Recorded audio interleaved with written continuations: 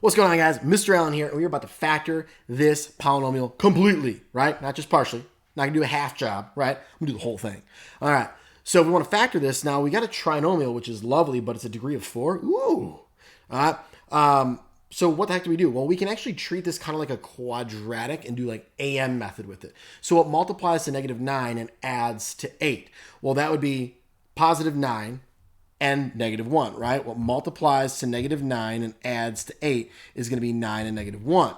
So what we're going to do, though, is rather than having x plus 9 and x minus 1, it's actually going to be x squared plus 9 and x squared minus 1, okay? So now I have x squared and x squared. That gives me my x to the 4th.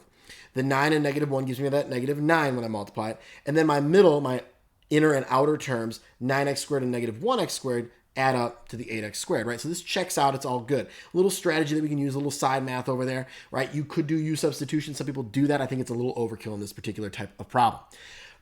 But am I done?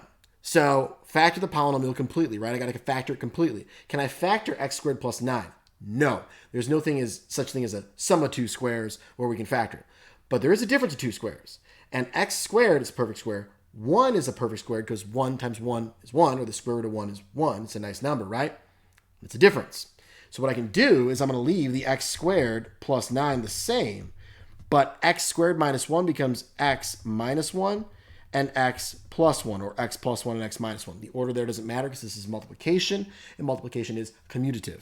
All right, so now I cannot do any more factoring, right? This is it. Finito. Dunzo. That's it. See ya.